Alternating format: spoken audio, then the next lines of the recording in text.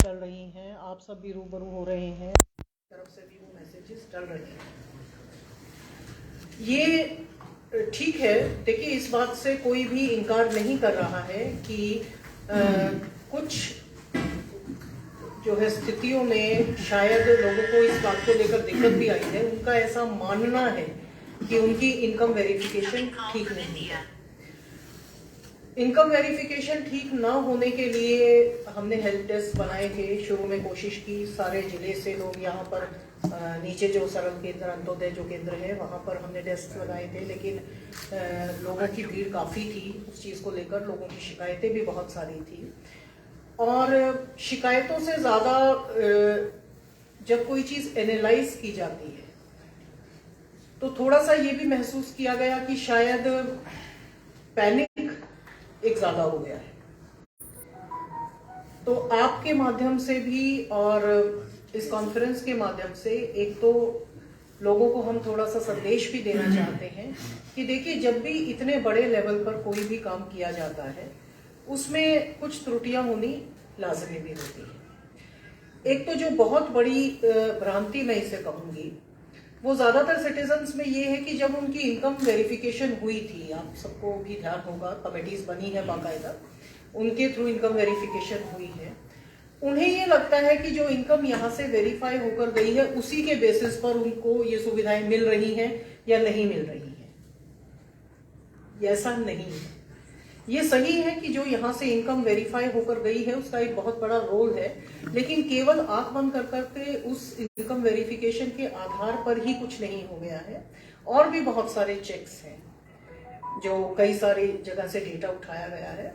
और दूसरा, आपको ध्यान होगा कि एक दौर वो भी था जब हम सब गुजरे थे, जब आधार कार्ड को कंपलसरी किया जा रहा था, बनाया जा रहा था। उससे भी हम थोड़ा सा पीछे जाएं तो जब वोटर कार्ड शुरू, ठीक है, वो स्कीम्स बहुत बड़ी थी, वो सारे के सारे राज्य में लागू हुई थी। तो हम लोगों को सबको ध्यान होगा कि उस वक्त भी बहुत सारी जो है इस तरह की दिक्कतें आई थी कि जो डेटा था वो गलत था, डेट ऑफ बर्थ गलत हो गई थी। तो जब भी कोई स्कीम इतने बड़े पैमाने पर लागू की जाती है तो उसमें कुछ परसेंटेज ऑफ एरर्स की संभावना हमेशा बनी रहती है, यद्यपि हमारी पूरी कोशिश थी कि ऐसा ना हो। लेकिन अब तो ऐसा लगता है कि लोगों को ये लगने लगा है कि अगर कुछ गलत हो गया है या हमारी कोई सुविधा उसकी वजह से चली गई है, उसको लेकर उन्हें क्लैरिटीज नहीं है। देखिए, अगर कभी भी किसी सिटीजन ने कोई इनकम टैक्स भरा है, उसका बिजली का बिल अगर साल में 9,000 रुपए से अधिक है, या उसकी जो लैंड जमीन जो है उसका किसान के तौर पर आप कह सकते हैं कि उनकी जो फसल बेची गई है, यानी कि उनके अकाउंट में जो पैसा जा रहा है गवर्नमेंट सोर्सेज से, जहां से भी लिया गया, वो उनकी इनकम मानी जाती है। अगर उनकी इनकम वर्ष में 1,80,000 से अधिक निकलती है तो ये माना गया है कि वो सरकारी सुविधाओं के बेनिफिशियरी अब नहीं रहे हैं। हो सकता है पहले जब उनके कार्ड बने हों उस दौरान परिवार गरीबी रेखा से नीचे हो, मैं ये नहीं कह रही कि उस वक्त कोई गलती हुई होगी, लेकिन बाद में होता ये है, पीढ़ी दर पीढ़ी जैसे बच्चे हैं वो पढ़ लिख गए, सरकारी नौकरियों में लग गए, परिवार की आर्थिक दशा अब वैसी नहीं है जैसी अब से 15, 20, 25 साल पहले। लेकिन नाम, चूंकि ये डेटा कभी भी रिवाइज तो किया ही नहीं गया, तो वो नाम अभी भी चले आ रहे हैं, पेंशन्स में भी चले आ रहे हैं, बीपीएल कार्ड्स में भी चले आ रहे हैं, राशन वगैरह जो मिल रहा है वो सारी फैसिलिटीज ऐसे टेस्ट चली आ रही हैं। अब चूंकि ये सारा सर्वे जो है नए सिरे से हुआ था और बहुत सारे चेक्स के थ्रू जो है इनको फिल्टर किया गया है, तो उनमें से जो भी परिपाटी जो भी रखी गई थी उनमें से अगर किसी भी पॉइंट पर आकर कोई भी परिवार वहां पर शो होता है तो उसको ये मिलने वाली सुविधाएं जो है अब जारी नहीं आगे रहेंगी। तो पूरी कोशिश ये की गई है कि कोई भी ऐसा परिवार जो कि डिजर्व करता है, अभी भी इस मदद को डिजर्व करता है, वो इस सूची से बाहर ना हो। आपको ध्यान है, अंत्योदय मेले भी जो लग रहे थे उनमें भी हम इन लोगों को बुला रहे थे। सरकार की मंशा तो एक्चुअली इनकी मदद करने की है और कोशिश ये है कि कोई भी ऐसा परिवार ना छूटे जिसे सरकारी सहायता की आवश्यकता हो।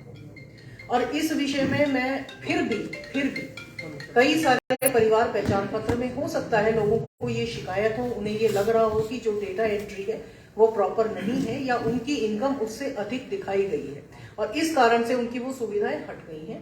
तो इसमें घबराने की जरूरत नहीं है। अगर ऐसा है तो वो अपनी शिकायत दर्ज करा सकते हैं, सीएससी सेंटर्स पर दर्ज करा सकते हैं अगर वो उचित समझे तो। और इसके अलावा अब हमने ब्लॉक वाइज तकरीबन हर एक ब्लॉक में 5 से 6 डेस्क हमने बीडीओ ऑफिसेस में, कल वो खबर आप लोगों के माध्यम से जारी भी की है कि 5 से 6 डेस्क जो है हर बीडीओ ऑफिस में भी वो बैठे हैं वहां पर। इसके अलावा पानीपत ब्लॉक के लिए भी और अदरवाइज भी जो यहाँ लघु सचिवालय में अंत्योदय केंद्र पर जो चल रहे थे डेस्क, वो अभी भी वैसे ही जारी रहेंगे। और ये प्रक्रिया कोई 1-2 दिन की नहीं है, ना ही ये बंद है। 15 दिन तक तो, अगले 2 सप्ताह तक तो, इस वीक तो सैटरडे संडे को भी वो लोग बैठेंगे। तो आप शनिवार इतवार को भी आ सकते हैं, अपने वीडियो ऑफिस में भी जा सकते हैं। वहां भी जो है 2 हफ्तों तक तो हमने संडेज को भी वर्किंग किया है ताकि लोगों को वहां पहुंचने में परेशानी ना हो। हाँ, थोड़ी बहुत परेशानी हो सकती है क्योंकि बहुत बड़े लेवल पे काम हो रहा है, अगर थोड़ी बहुत देर इंतजार करना पड़ता है या कुछ और, तो उसके लिए भी हम कोशिश करेंगे कि हम बैठने आदि की व्यवस्था करें ताकि लोगों को दिक्कत ना हो।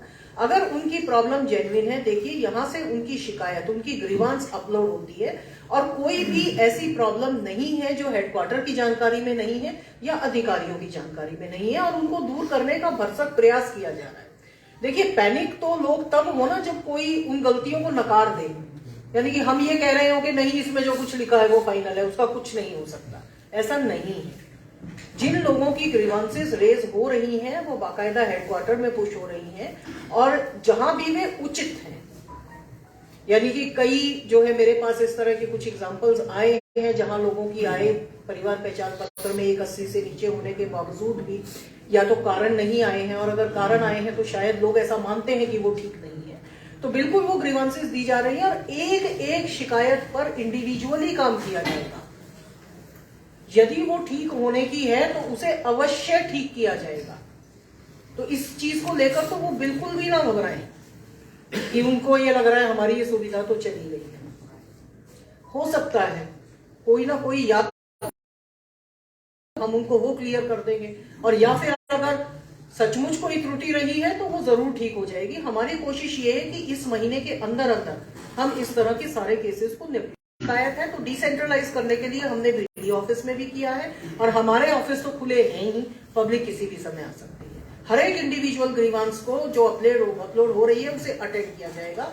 मेरा स्टाफ अगर नहीं भी चलती है उस समय साइट, तो वो अब हमने ये भी किया है कि हम एक्सेल शीट्स में उनका डेटा लेकर रखेंगे। बस इसमें थोड़ा सा सिटीजन्स को इतनी दिक्कत हम देंगे कि क्योंकि फोन नंबर पर ओटीपी आने के बाद ही हम उसको अपलोड कर पाएंगे, अपनी तरफ से नहीं कर सकते। तो हो सकता है हम घर से फोन करके उनसे ओटीपी ले या जैसे भी वो ठीक समझे। एक्चुअली सीएससी जाने की एक परसेप्शन सी बन गई है कि जब हम उन्हें सीएससी जाने को कहते हैं तो हम उनको टाल रहे हैं। ऐसा नहीं है। कभी कभी ऐसा हुआ है कि साइट नहीं चलती है तो वो कभी कभी शाम को चलती है, अर्ली मॉर्निंग चल रही होती है, तो उस चीज के लिए उन्हें केवल ये सलाह दी जाती है कि अगर वो चाहें तो वो नजदीक है, उनको जाने में कन्वीनियंस है, और कोई बात नहीं। सीएससी वाले ट्रेंड भी नहीं कर रहे। देखिए, सीएससी को वैसे तो हमारी तरफ से काफी सख्त निर्देश है इस चीज को लेकर, लेकिन मैं दोबारा से ये रिपीट कर रही हूँ कि अगर उन्हें लगता है कि सीएससी वाले अटेंड नहीं कर रहे, इसी सुविधा के लिए हमने अपनी तरफ से हेल्प डेस्क बनाए हुए हैं, वो यहाँ भी है, ब्लॉक लेवल पर भी है। और फिर भी अगर लगता है कि कोई बहुत ज्यादा किसी किस्म की जो है नाइंसाफी किसी सीएससी पर हो रही है तो वो उसकी शिकायत डाल सकते हैं। एक हेल्पलाइन नंबर, मैडम वहाँ पे रेज नहीं हो रहा, सीएससी पे हमने पर्सन भी पता किया है, वो कह रही हमारे को भी अधिकार मिला ही नहीं है पोर्टल पे आने को। हाँ, मैं उसी बात पर आ रही हूँ। ये ना एक थोड़ा सा इन दो चीजों के बीच में फर्क है। देखिए, आपने ध्यान दिया होगा, मैं बार बार एक ही चीज कह रही हूँ कि वो अपनी ग्रीवांस रेज करें। इनकम करेक्शन ना सीएससी वाले कर सकते हैं और वो केवल हेडक्वार्टर लेवल पर है, लेकिन बहुत जरूरी चीज ये है कि उनकी ग्रीवांस रेज हो जाए, वो उसे दर्ज करा दे।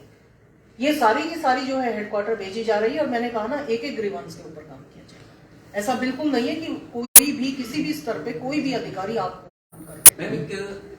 सर्वे हुआ है ना इनकम का, अभी जैसे वार्ड वाइज लगे थे पीछे कैंप, अभी 1 महीना पहले की बात है, एक बंदा ऐसा मिला कह रहा था मैं तो 4 साल से बेड पे था, लेकिन 5 लाख रुपए इनकम दिखा रही, मैं तो बेड पे था।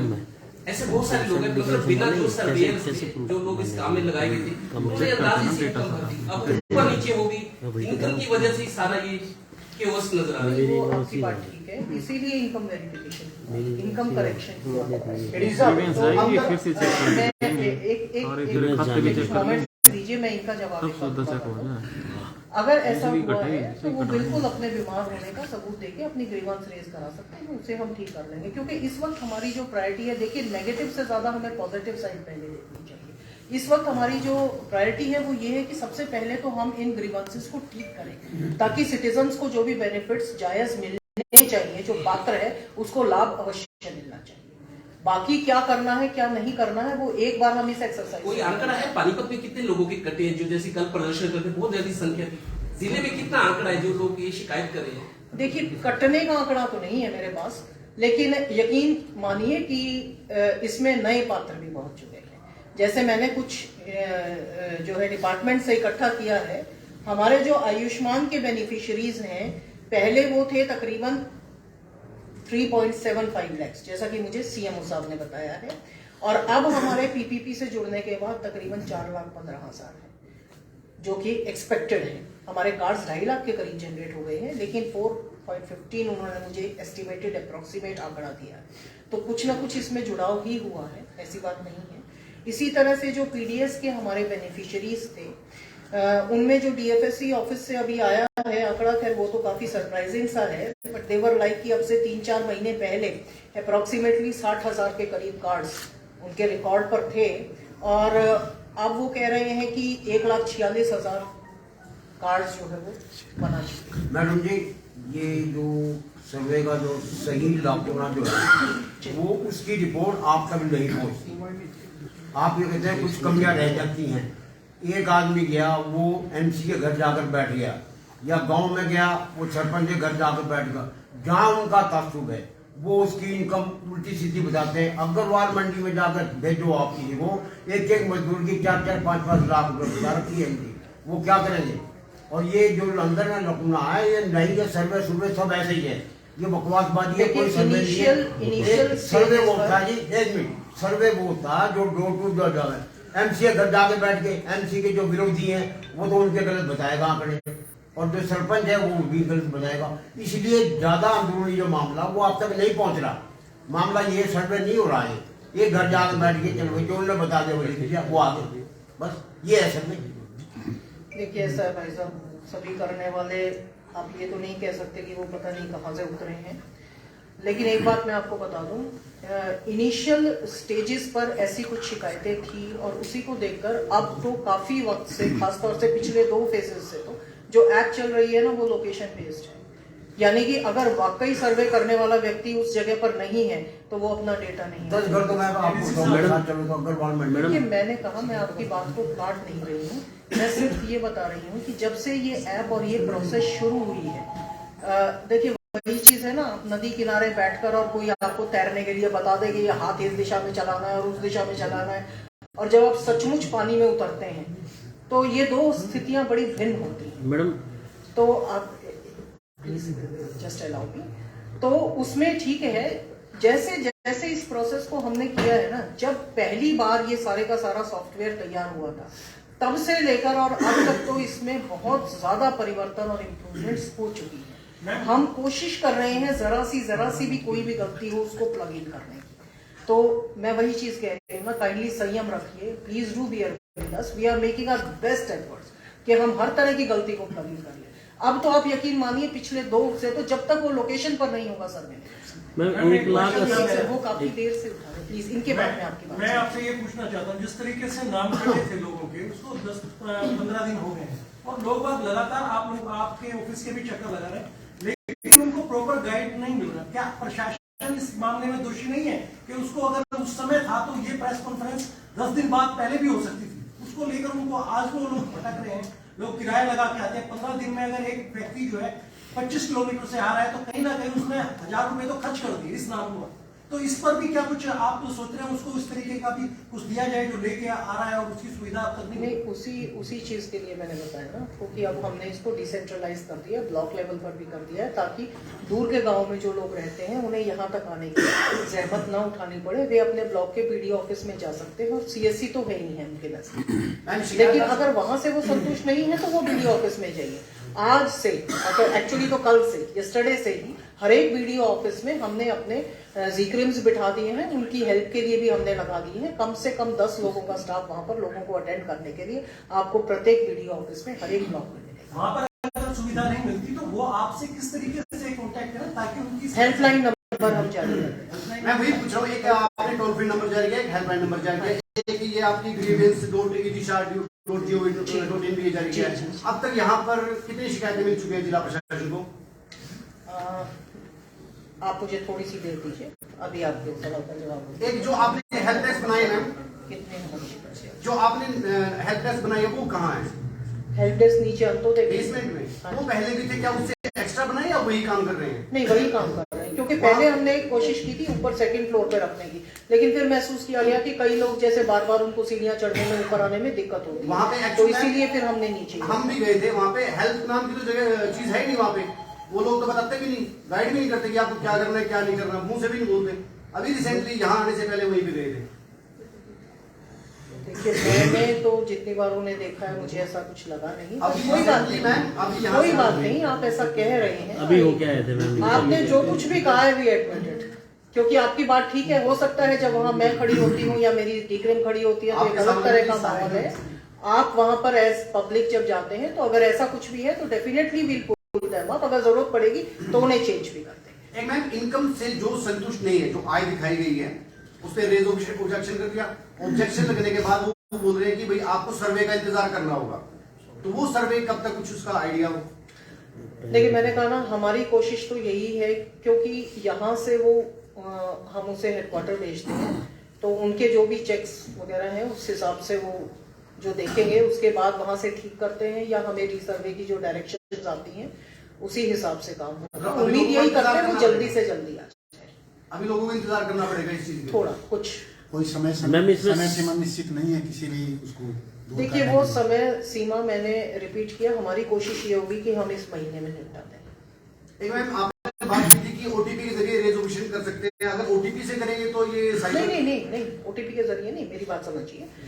सिटीजन जब अपनी ग्रीवांस रेज करने आता है तो जब वो उसका लॉगिन करते हैं तो उसके फोन पे एक ओटीपी आता है, उसके बाद ही उसका लॉगिन खुलता है। इसका मतलब ये है कि सिटीजन ने कंसेंट दी है उस ग्रीवांस को रेज करने के लिए। क्योंकि देखिए, हर एक किसी एक जगह तो ये हो नहीं रहा ना, लोग सीएससीज पर भी जा रहे हैं, हमारे हेल्प डेस्क तो चलिए अलग है ही हैं, ऑपरेटर्स दूसरे हैं, लोगों के जो आसपास है वहां जा रहे हैं। तो ये जरूरी है, क्योंकि मैंने कहा ना, ये मानिए कि इरेगुलरिटी तो कहीं भी हो सकती है। कल को हो सकता है सिटीजन ही ये कहे कि मैं तो गया ही नहीं, मैंने ये ग्रीवेंस डाली नहीं, पता नहीं किसने मेरे नाम से डाल दी। तो जब उनके फोन पर ओटीपी आता है तो that's just a kind of record कि सिटीजन ने अपनी कंसेंट दी है। मतलब जो ग्रीवांस रेज की जा रही है वो ग्रीवांस बिल्कुल जेन्युइन है, और वो जो सिटीजन है वो स्वयं अपनी ग्रीवांस रेज कर रहा है। मैडम, तो गरीब उस आदमियों चीज़ के पास, लिए कईयों के पास मोबाइल भी नहीं होते, उनके लिए कैसे होगा? जिनके पास मोबाइल नहीं होते, हाँ, पहले बीपीएल है, वो अगर किसी के पास मोबाइल ना हो तो वो अपना ओटीपी कहाँ देगा वो? नहीं, अगर आपके पास इस तरह का कोई केस है हमारे गरीब आदमी है काफी ज्यादा, बीपीएल है। देखिए, अभी तक कोई नहीं आया इस चीज को। सीएससी सेंटर वाले मन मर्जी के रेट भी ले रहे हैं अगर कोई जाता है, इसलिए अगर ऐसा कुछ है तो आप शिकायत कीजिए। मैम, एक और बड़ी बात है, हाँ, बात तो मैं इसका मिनिमम इसके लिए शिकायत मैं तो शिकायत नहीं करता किसी का, मैं तो खबर साहब को दिखा सकता हूँ, आपको मैं खबर शिकायत नहीं कर सकता। ये तो आपका पर्सनल एक बोलिए प्लीज, अच्छे आराम से। मैम, जो सर्वे करने का जो सिस्टम था वो ऐसा नहीं लगता कि वो 100% फेल्योर था, और वो या तो घर में बैठ के किया गया या ऐसे अपडेट किया गया। हम जितने लोग यहाँ पर हैं, हम भी इसी समाज का पार्ट है, पानीपत से बिलोंग करते हैं। ये जो प्रॉब्लम आ रही है 1-2% या 10 या 50% नहीं है, ये 90% और प्लस है। हर आदमी सरकार के पास जाकर सीएससी में या ऑफिस में आकर अप्रोच नहीं कर सकता। अभी आपने कहा कोई एग्जाम्पल दीजिए, मैं देशराज कॉलोनी से बिलोंग करता हूँ, मेरे घर के पीछे एक गुलाबी कार्ड होल्डर माँ बेटी रहते हैं, उनके पास सोर्स का कोई इनकम नहीं है, उस बेटी की भी एज बहुत हो चुकी है, वो विधवा महिला है।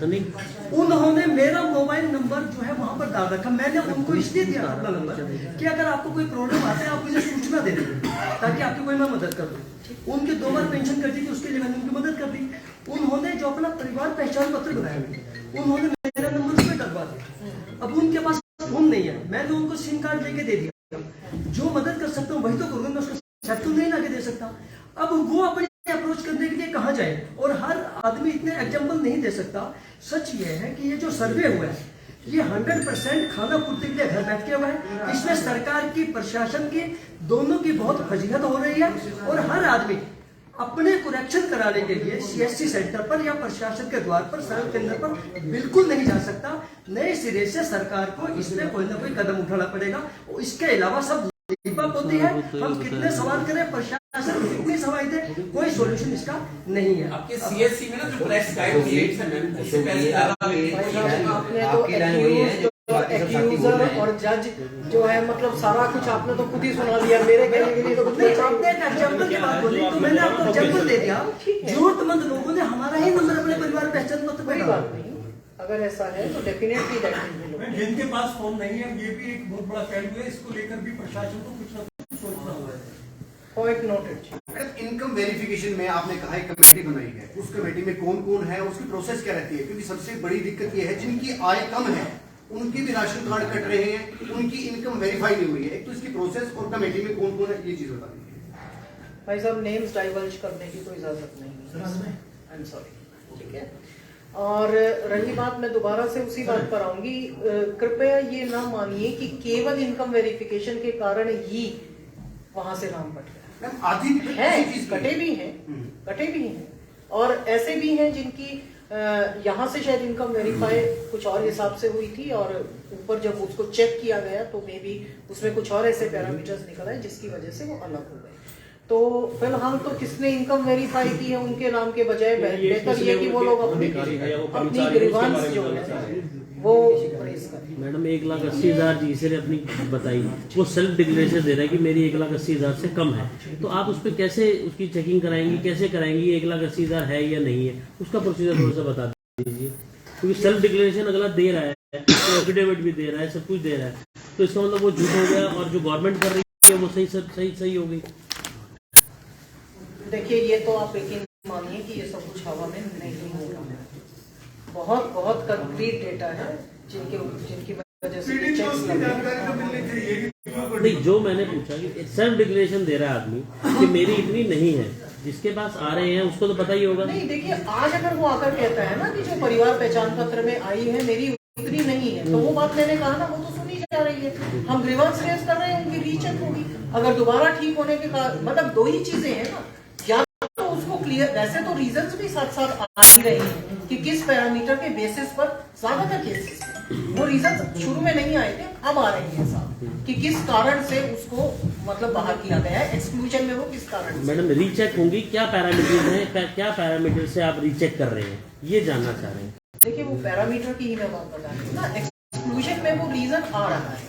अब अगर उससे लाभार्थी सहमत नहीं है, उसको ये लगता है कि नहीं ये जो रीजन आया ये वाला ऐसा नहीं है, तो वो उस चीज के कोई भी डॉक्यूमेंट्स या प्रूफ दे सकते हैं, उनके बेसिस पर वो इनफ होगा, वो इनफ होगा जो वो अपनी तरफ से देगा। ठीक। एक आपने कहा है बिजली बिल 9,000, आज बिजली के जो मीटर है इतने फास्ट चल रहे हैं, 2-2 बल्ब में लाखों रुपए का बिल दे रहे हैं बिजली वाले, उसको कैसे आप करेंगे 9,000? देखिए मैडम, ऐसा है, अब ये डायरेक्शंस हैं, अब कितने जो है बल्ब पे आ रहा है या किस पे आ रहा है, ये तो देखिए मतलब this is a policy matter, ये तो मैं तो डिसाइड नहीं कर सकता। ये बात डिसाइड नहीं कर पाते, लेकिन ये तो कर दिया ना कि 9,000 से ऊपर साल का बिल आ रहा है। देखिए, मैंने कहा ना, ये सारे इशू वही बात है ना कि जब आप सब कुछ पानी में, ये वो वाली चीजें, क्योंकि कुछ ऐसी अनफोर्सीन चीजें भी हैं जो आई है, तो लेट्स सी हाउ द सरकार उस पे जो है काम करेगी। बहुत से मजदूरों को जो लेकिन यकीन मानिए उनकी नॉलेज में सब ठीक।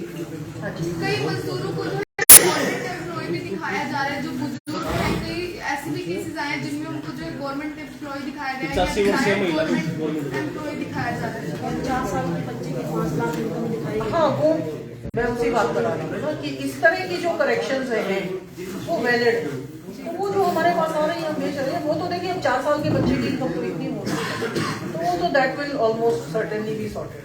इस तरह की तो हो जाएगी। जो मैडम ने पॉइंट रेज किया है ना, वो इससे थोड़ा सा हटके भी, मुझे नहीं पता अब तक आपकी तरफ से ये बात कैसे नहीं आई, पर कुछ जगह ऐसा हुआ है जो मैंने कहा ना कि इसको सॉफ्टवेयर को हमने इम्प्रोवाइज काफी हद तक किया है।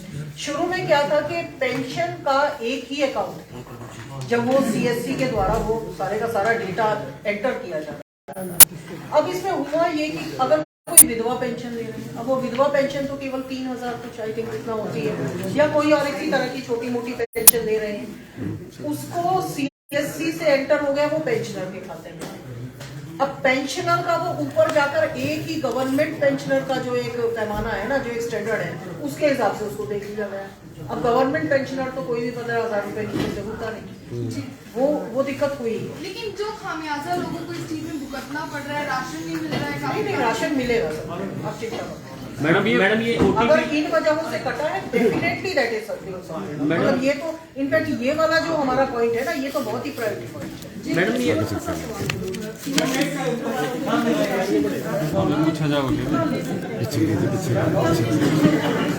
नहीं वो मैं वही मेरी आपसे रिक्वेस्ट है, अगर ऐसा कुछ है तो कहिए, हमें बताइए। मैडम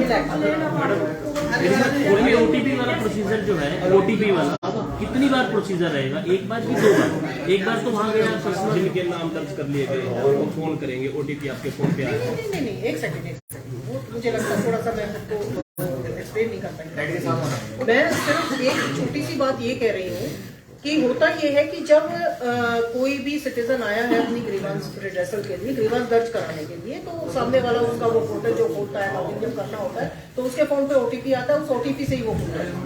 अब सपोज सिटीजन एक वक्त पे आया है, पोर्टल नहीं चल रहा, अब पोर्टल नहीं चल रहा ना, तो हम ये सोचे कि हम इसके डॉक्यूमेंट्स लेके रख लें ताकि इसको दोबारा ना आए। लेकिन उसमें प्रॉब्लम ये आएगी कि जब मान लो रात को या सुबह जल्दी जब भी चल रहा है, अब मेरा ऑपरेटर ये सोचता है कि भाई मैं इस ग्रीवांस को अपलोड करूँ, तो वो उसको खुद से नहीं खोल सकता। उस वक्त ये होगा कि वो जैसे ही ओपन करने की कोशिश करेगा, OTP सिटीजन के पास जाएगा, वो OTP देने के बाद ही वो खुलेगा। उसके फैमिली आईडी का चक्कर में उसको OTP बता दे, उसका अकाउंट निकाल। मैं ये नहीं कह रही कि सब ऐसा ही करें, मैंने तो सिर्फ ये कहा है कि ये एक ऑप्शन है जो कि हम, क्योंकि ये संभावना है कि इस तरह से हो सकती है, स्कैम हो सकता है। ठीक है, तो ये तो सिर्फ एक ऑप्शन है कि कई बार कोई बड़ा बुजुर्ग है जो नहीं इंतजार कर सकता और पोर्टल नहीं चल रहा, केवल उसी केस के लिए मैंने कहा, क्योंकि पीछे शुरू में 1-2 दिन ये हुआ अनफॉर्चुनेटली कि the portal was very slow, line लग गई 100 लोगों की, और पता चले 2 घंटे में जो है डेटा भरा नहीं जा रहा, 5 लोगों का भी। तो लोगों को शिकायत ये थी भाई हम 6-6 घंटे से यहाँ खड़े और फिर भी वो, क्योंकि काम पूरा नहीं हुआ, कि फिर भी हमें कह दिया गया कि अगले दिन आओ, या हमें ये कहा गया CSC पे जाओ। दूसरी बात ये है मैम, ये जो रिफाइनरी वाला जो इशू है वो जरा बहुत गंभीर मामला है। गैस परिवार पहचान नहीं, ये वर्ड आप फाइंड आउट परिवार पहचान को देखते हैं। मैम ये फैमिली आईडी जो सीनियर सिटीजन है उनको लेकर भी जिस तरीके की सुविधा वो नहीं आ सकते, तो इस तरीके का प्रशासन उनकी तरफ भी ध्यान दे रहा है ऐसे सीनियर सिटीजन, या उनको भी वहीं पे आना पड़ेगा? आना पड़ेगा जैसी कोई चीज नहीं है। अगर कोई वाकई कोई बहुत ज्यादा ऐसा केस है तो कोई फैमिली मेंबर जाके रिक्वेस्ट भी कर सकता है, घर से करवा। मैंने छोटा सा सवाल हो रहा है, जिले में टोटल परिवार पहचान पत्र कितने हैं? जो पिछले दिनों कैंप लगाए थे उनमें कितने ऑब्जेक्शन आए, उनमें से कितने सोल्ड आउट किया? जो पिछले जो कैंप्स लगे थे, टोटल जो परिवार पहचान पत्र है 3,37,811 है फैमिलीज। डिस्ट्रिक्ट पानीपत में परिवार पहचान पत्र की टोटल फैमिलीज। ऑब्जेक्शन कितने आए थे मैम जो कैंप? जो पीछे जो कैंप्स लगे थे उनमें से तकरीबन ओवरऑल कर लिया आपको, उनमें तकरीबन आई थिंक जहां तक मुझे जान है रफली एस्टिमेटेड समथिंग अराउंड 60, 65, 64 कुछ इतने जो कि 1000 जो कि रिकॉर्डेड। मैम ये फैमिली मोस्ट ऑफ देम जो देखिए जो हमें हेडक्वार्टर को फॉरवर्ड करने थे ना, उनके अलावा, क्योंकि उनमें भी अनफॉर्चुनेटली मुझे लगता है कि 80%, 80-90% तो इनकम वेरिफिकेशन वाले ही होते हैं। हाँ, कुछ चीजें हैं जैसे किसी की नाम की स्पेलिंग में गलती थी या किसी के एड्रेस में गलती थी, वो ADC लेवल पे भी हो जाता है, वो हेडक्वार्टर को नहीं फॉरवर्ड करना पड़ता, लेकिन ऐसे लोग बहुत कम हैं। मैम ये फैमिली आईडी सेपरेट कराने का कोई ऑप्शन नहीं है क्या? कोई अगर फैमिली एक साथ रह रही है कि बाद में फिर वो अलग रहना शुरू कर दे तो उनकी फैमिली आईडी नहीं बन पाती है, तो ऐसा कोई प्रावधान नहीं है कि वो अपना अलग से फैमिली आईडी बनवाए? अपलोड नहीं होगा।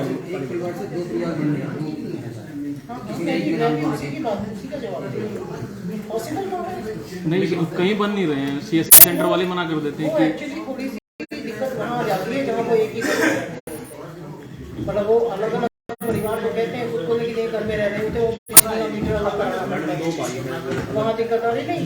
और एक बात मैं आपको बता दूं कि ये भी एक मुद्दा है जो कि अब अक्सर डिस्कस किया जाता है, क्योंकि ये समस्या है, मतलब ये सारे ही स्टेट में है, सिर्फ यहाँ नहीं है, और बहुत जल्दी ही इसका ऑप्शन कोई हम निकाल। मतलब अगर मीटर एक होगा तो परिवार एक ही गिना जाएगा, जिसके नाम पे है वही मुखिया माना जाएगा, अभी उसी को मुखिया माना जाएगा। बिजली बोर्ड वाले